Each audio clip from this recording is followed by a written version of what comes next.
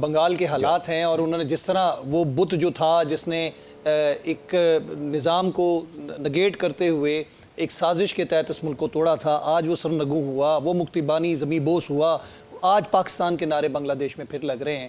تو وہ نظریہ جو اس کے تحت پاکستان کے خلاف سازش کی گئی تھی، آج وہ ختم ہوا اور پاکستان کے نعرے پھر لگ رہے ہیں۔ جہاں دیکھیں بات یہ ہے، یہ جو میں بات کرنے لگا ہوں، یہ جو ریکگنیشن آف بنگلہ دیش کا ریزولوشن ہے نیشنل اسمبلی میں 1973 میں، آئی اپوز اٹ، اور میں نے جو ریزننگ دی اسی لمبی چوڑی سکی، لیکن بریفلی میں بتا رہا ہوں۔ میں نے کہا کہ 1905 میں پارٹیشن آف بنگال ہوئی، and that partition was because of the pressure of the Muslim Bengali, because they thought کہ ہندو بنگالی کلکتہ سے بیٹھ کے ان کو ایکسپلائٹ کر رہا ہے۔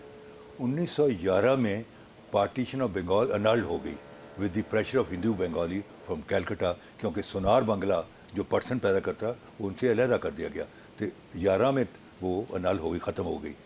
1937 میں دی اونلی پروونس جہاں مسلم لیگ کو میسو میجورٹی ملی اور اے کے فضل الحق چیف منسٹر بنے، دیٹ واز بنگال اسی تھی۔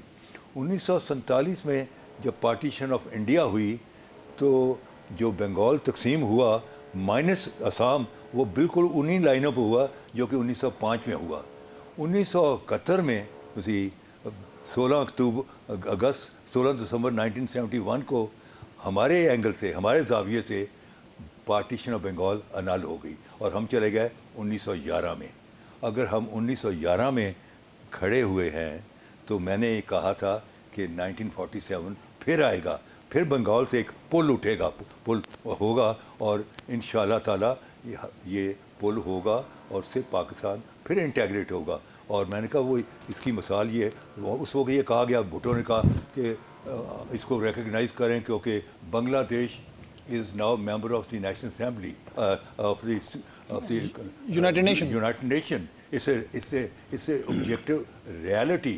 تو اس کا میں نے جواب دیا، میں نے کہا جناب بات یہ ہے کہ فارموسا از اے مچ بگر ریالٹی۔ فارموسا جو ہے چائنا کا، جو صرف یونائٹڈ نیشن نہیں بلکہ سیکورٹی کونسل میں بھی جو ویٹو پاور ہے وہ فارموسا ایکسرسائز کرتا ہے۔